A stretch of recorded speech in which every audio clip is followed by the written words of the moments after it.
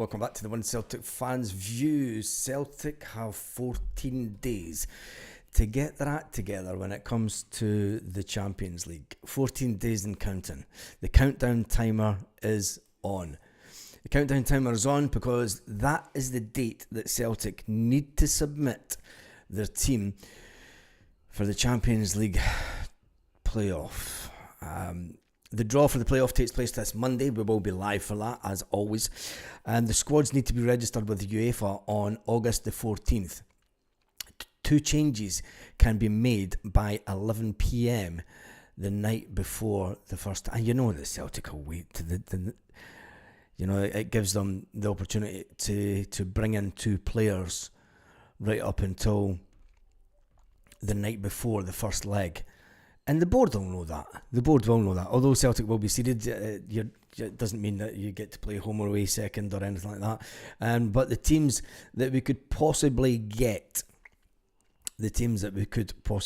has been narrowed down to Sturm Graz, FC Basel, Karabag, Dynamo Kiev, and Slovan Bratislava. Now, Slovan Bratislava, we demolished them at Celtic Park last year in the Champions League. Sturm Graz, could say that we could get past that one. Karabag, Dynamo Kiev. I think the hardest one out of the lot of them would be FC Basel, but it doesn't matter. We need to win it ultimately. There is no easy ties really at this stage. Champions League level football is a level up from the SPFL, even in the qualifiers, and Celtic will need to go out and get the deals done that Brendan Rodgers wants. Now, Celtic have agreed a deal, it's been suggested yesterday, with a certain Manchester City player. But when it comes to a winger that Celtic have been after, many wingers that we've been named with over the course of the summer, and it looks like that we've given up on some of them. One winger that we're still in talks with, and it looks like that may break down completely unless Celtic pay up the cash. Celtic have been told it's £5 million, take it or leave it. There has been suggestions that Celtic could wait till next summer. That's no good. That is no good whatsoever. There's been suggestions that the price is expected to drop to £2 million next summer. The fee that the club want, and the reason they want £5 million is because they have a 25% sell-on clause to his former club. And how it drops to £2 million next year, I have no idea. But they're reluctant. Celtic are reluctant to meet the asking price, and the players' club are reluctant to sell him this window at the price. And it's just Celtic all over, isn't it? But anyway, let's get more excited about the Champions League and the Champions League draw. Tell me in the comment section, who do you want in the Champions League draw? This up and coming Champions League playoff. It's unbelievable that we need to go into a playoff. The fact that we're still scrambling about this late on, but it's no surprise really, because we were late on in the window last year, really late in the window. Just pay the £5 million. It's pennies to us, says Michelle. Yeah, it is pennies. And have we missed out on players this transfer window? That's a big question that needs to be put to Celtic. I mean, have we missed out on the lackadaisical approach? I can't wait. Do you know one thing? There was one thing I was thinking about this morning, thinking about this transfer window and thinking about life after Brendan Rodgers in a few years. I hope that Brendan Rodgers does a book and spills the beans on what's really went on at Celtic. I think we all know what's went on, but I think just to hear it from Brendan in a few years' time, when he knows that he's never going to go back. Do you know, when he's done his time at Celtic and he's decided, right, this is as far as I can take the club. It's with a heavy heart that I'm going to leave type scenario. And then I think about a year later, he should just come out with a spill all beans. Unless, of course, Celtic being Celtic, give him a little bit of a golden handshake and a clause that says you cannot talk about anything that went on when you were employed here. That wouldn't surprise me. It wouldn't surprise me one iota, especially Nicholson, because with his background, that would be something that he would put into place. I wish Ange Postecoglou would come out into it as well, just say what really went on in the background of Celtic when it comes to transfers, because I think it's time. Once Dermot Desmond retires, that's when things will start to change. But his son has already started to take over a lot of his business assets, and it's his son that has more to do with the running of Celtic and decisions that are made in Celtic's position. It's not really Dermot that has Pork Chop Express. That's a comment and a half. Yes, that's our transfer policy. I think that Dermot's son has already indicated to his father that he wants to take a more active role in the day-to-day running of Celtic. Now, being the majority shareholder, well, he's not the majority shareholder, he's the biggest shareholder. I think that the only thing that would maybe stop that are the two gentlemen that own the second and third biggest amount of shares. They don't have any voting rights, but they do own more than anybody else that's connected to Celtic, and they're both Scottish and they both stay in Scotland, funny enough, and they've had nothing to do with the club previously, never had a single thing to do with the club ever. But one of them's got over £5 million worth of shares and the other one's got over £10 million worth of shares. So it makes you wonder. I mean, they're just sitting in the background with a controlling part of Celtic, but they have nothing to do with the club at all, and it makes you wonder why. Our priority must be keep Maeda. The thought of Kenny and Adam Maeda up front fills me with dread, says Danny Boy. Well, you're going to have our new Kyogo up front, so I still think there's a possibility that Johnny Kenny might get put out on loan. I still think that that's a big possibility, because if Shin Yamada starts in front of Adam Ida on a week-to-week basis, unless Brendan Rodgers is going to go for a big change of formation and just try and play two strikers, one and just behind, but then the formation of the team needs to change completely. That'll all come down to whether or not that Celtic get the players in that the manager wants when it comes down to it. Anyway, we will be doing a live... What day is it today? It's Thursday. Yeah, we'll be doing a live this evening. Celtic will roll out one of the players this afternoon for a little chat with the media. That will be a bit of a diversion from transfer chat. It will obviously be players asked about how we feel for the upcoming season, and it'll more than likely be Callum McGregor, I reckon. But anyway, then tomorrow shall see Brendan Rodgers take to the stage to be interrogated by the media. Will it be an interrogation, or will it just be a damp squid of an interview? I think there's more chance of it being just sort of a damp squid of an interview.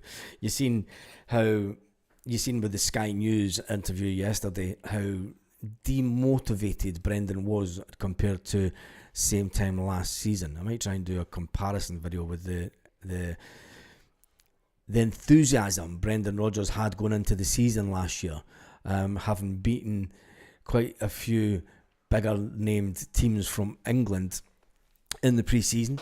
We beat Newcastle United. You could say that we had a fantastic end to the pre-season, but the way that we were playing football last pre-season was easy on the eye, and it was exciting to watch, and we were all confident going into this season as it started, and we were all buzzing for the season to get started. And I think as it stands just now, people are a little bit, some people are nervous going into the new season, thinking that, what is happening. The team's kind of been ripped to shreds. We have brought players in, but we're being typical Celtic and going really slow in the transfer market. Is it a worry? Are we overreacting? Brendan Rodgers believes that we will get the players in between now and the end of the transfer window. Will that be good enough will we get them in within 14 days? I think that's the big one. Now that we do have the time sort of set, and I think that's what the board will have been playing on as well. They'll be saying to Brendan, look, there's plenty of time still to get these deals done. Well, as of tomorrow, as of today, there's 14 days to get the players in. We do have 2 players that we can bring in up until just before the game, so we'll wait and see. It's going to be interesting, to say the least. That's for sure. When it comes to the transfer window, obviously we have got Man United. Is he a B team player? Is he a sub? Jamal Simpson is coming into the club. It's been alleged. 19-year-old. Will he make a great impact? Will he make a big impact to the players that are already there? And for me, it's a big slap in the face to Dane Murray if he does come in, and Dane Murray's going to be thinking, what do I have to do to prove to Brendan? But then again, maybe this player's of a fantastic quality that you're going, do you know what? Fair play to Celtic. But we're only getting him on loan. He's going to return. As far as I believe, he's going back to Man City in a year's time, which is no good for Celtic. It's just putting a sticking plaster over things as Brendan Rodgers goes into the last year of his contract. When it comes to the Jacob one, Celtic have been given a $5 million take it or leave it scenario, and it looks like that deal may be on the verge of breaking down. Celtic went up to 2.6 million, way off the 5 million that they want. Marco Tilio, he wants out the door. He's been told that he can't leave. Brendan Rodgers will need to address all these questions. And then there's the Yang one. Yang indicated that he wanted to go to Norwich. Norwich have pulled the plug on that deal, went elsewhere. And Yang will be sitting going, do you know what, I want out of the club as well. Although Brendan Rodgers has said, as it stands just now, Yang's going nowhere because he's a first team player.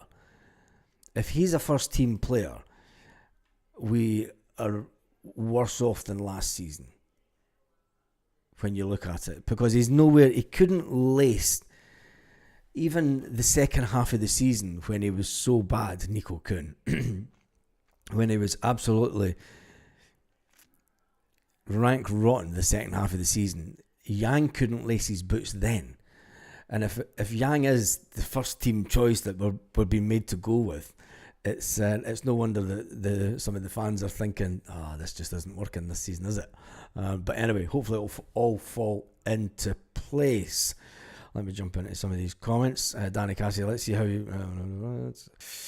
we need to sign about 3 new players in the window. I've said since before, we got to this stage, I still think that we need 5 players in to make the squad better. The players that we've got there are fine and dandy, but when we go over the full course of the season, I think that Celtic will need more players. Now, Callum Osmond has been talking to the media also. He's been talking about what Brendan Rodgers said to him when he joined Celtic, and he's optimistic about making his mark ahead of competitive campaign this weekend.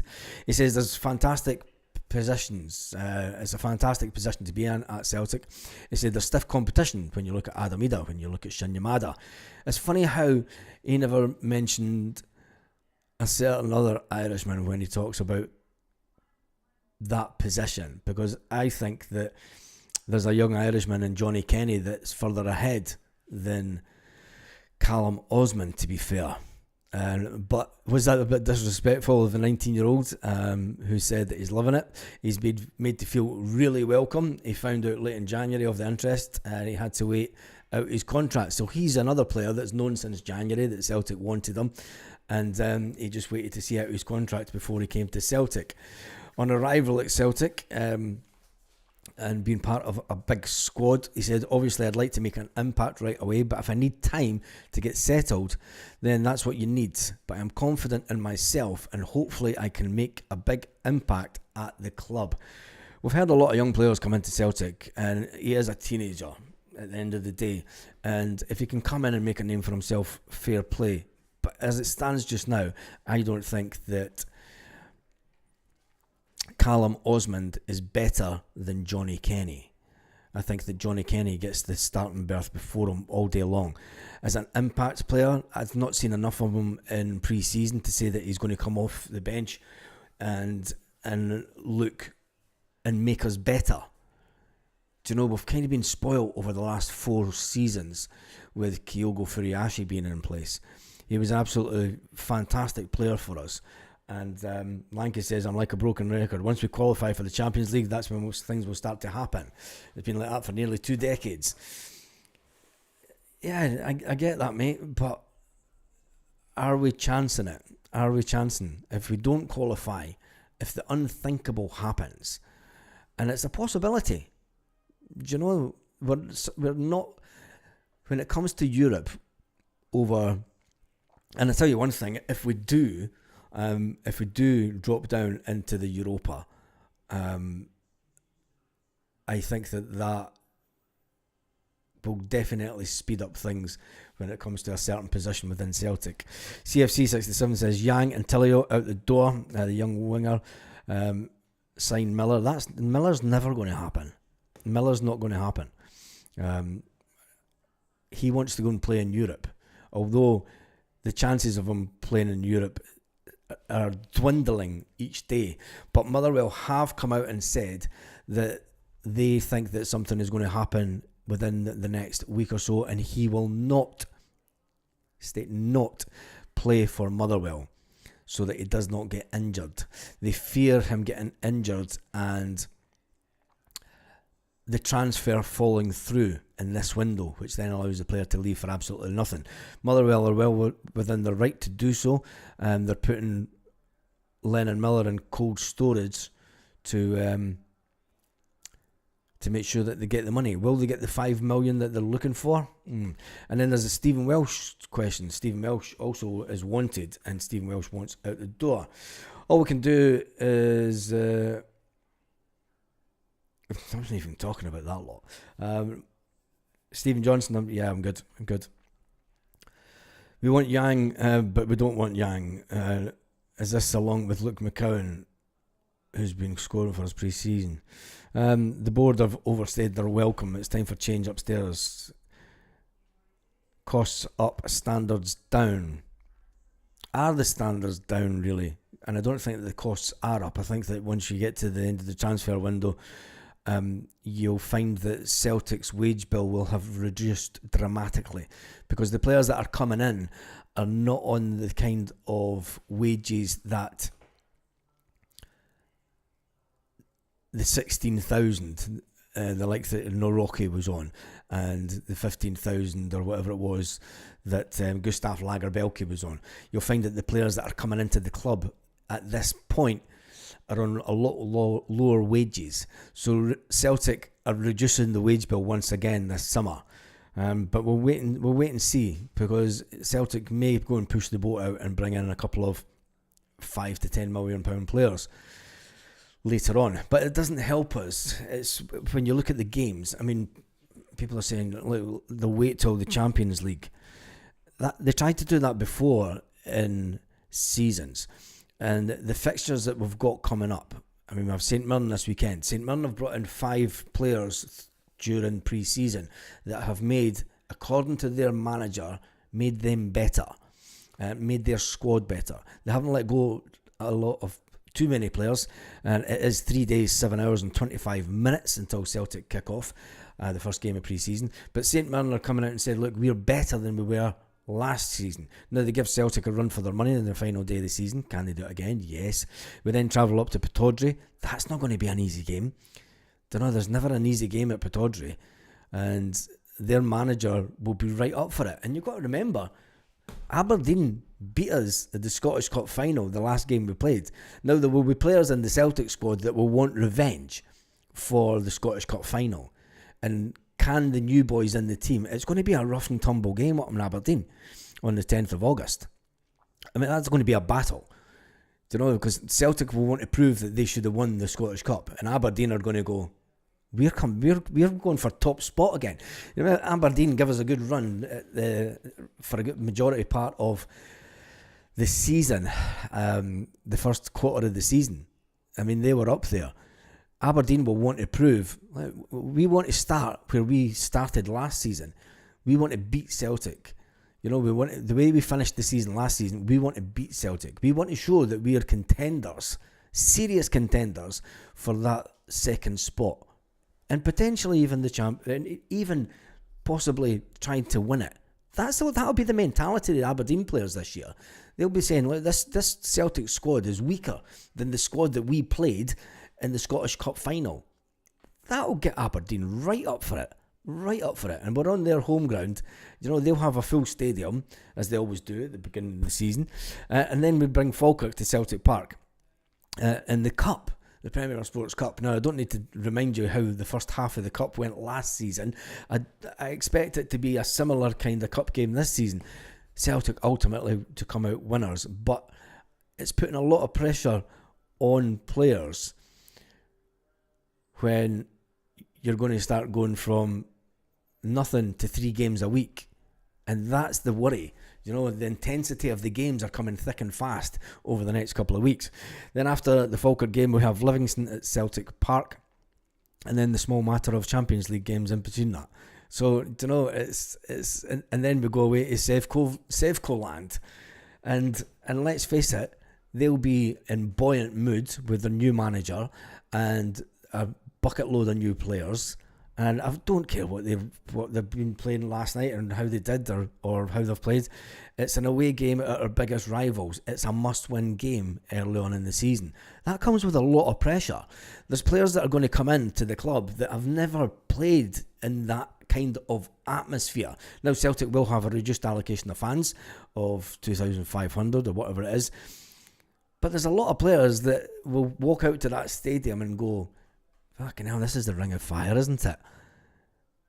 And will they be able to cope with it? Will they be able to cope with it at Aberdeen? We're going to get a lot of questions answered about Shin Yamada, about Inamura, maybe even Callum Osmond and other players early on in the season, that is for sure. And people are saying, but the window shuts on the 3rd of September. By then, if we get beaten twice in the league, people will be calling for Brendan Rodgers' head before the window shuts. Will that be Brendan Rodgers' fault? I know I'm looking at the complete extreme here, but there is that possibility. What goes up must come down. Yeah, exactly. We could be 5 points behind after 4 games. It's a warning shot across the bow of Celtic. Teams have got better. Other squads have got better, but we have kind of stagnated, and that's the reality. And you can say all you want, yeah, but it's the same midfield we had last season. Other teams have got better. We need to look at that. But anyway, James says we could be 5 points behind after 4 games. It's unthinkable to think it.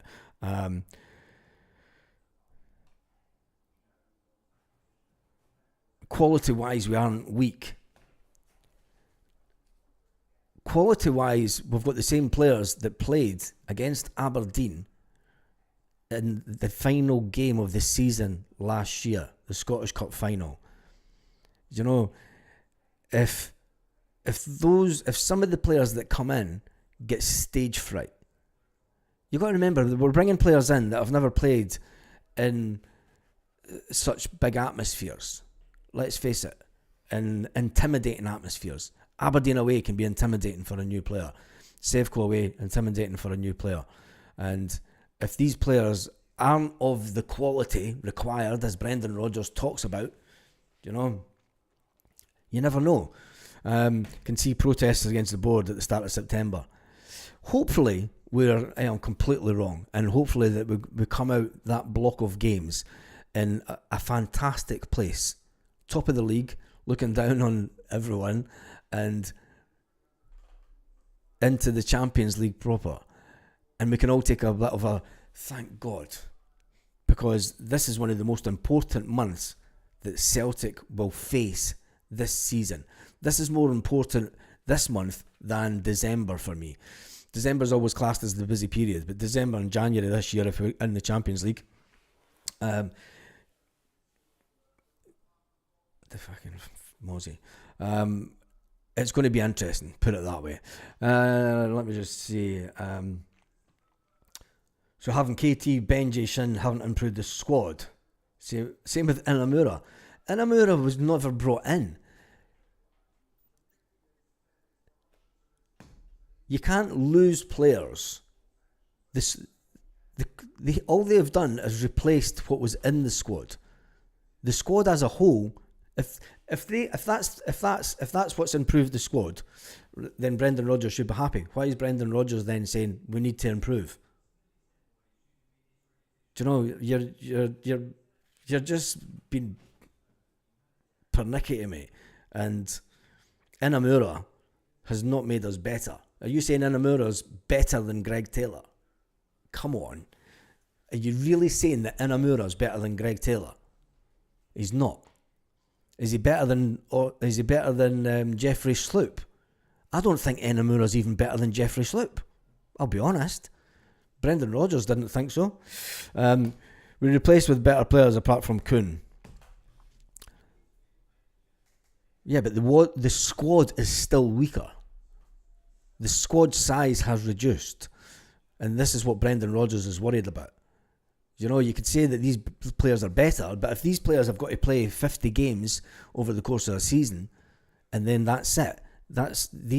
Kieran Tierney's not going to play 50 games a season. So we're weaker. Greg Taylor could play 50 games a season. So then we are weaker. Because we don't have anybody of Greg Taylor's quality in the club, or even Jeffrey Sloop.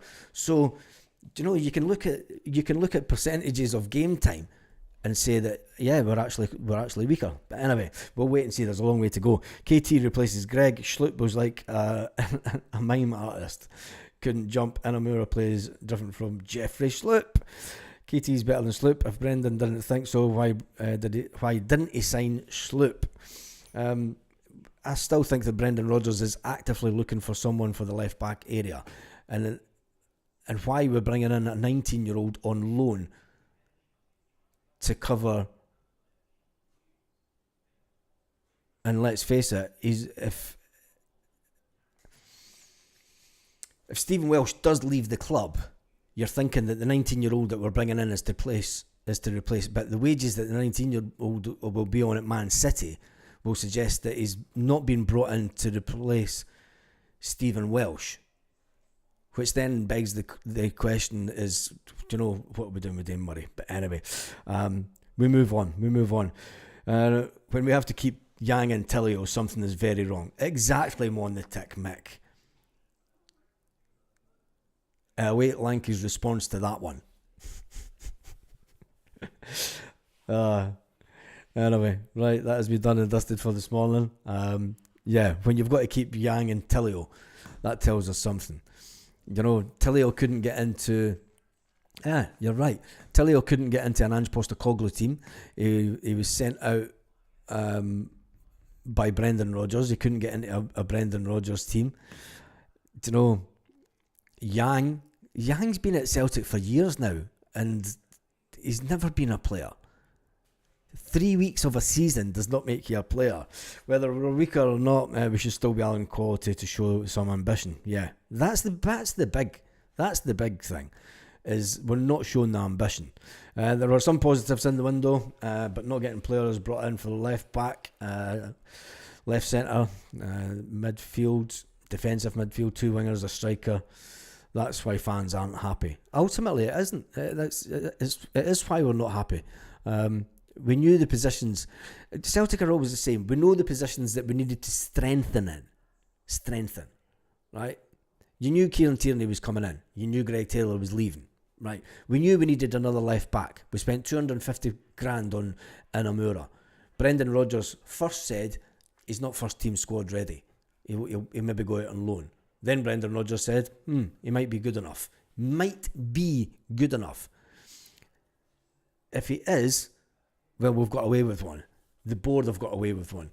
But it then asked the question, and it begs the question, who really is pulling the strings when it comes to transfer policy at Celtic?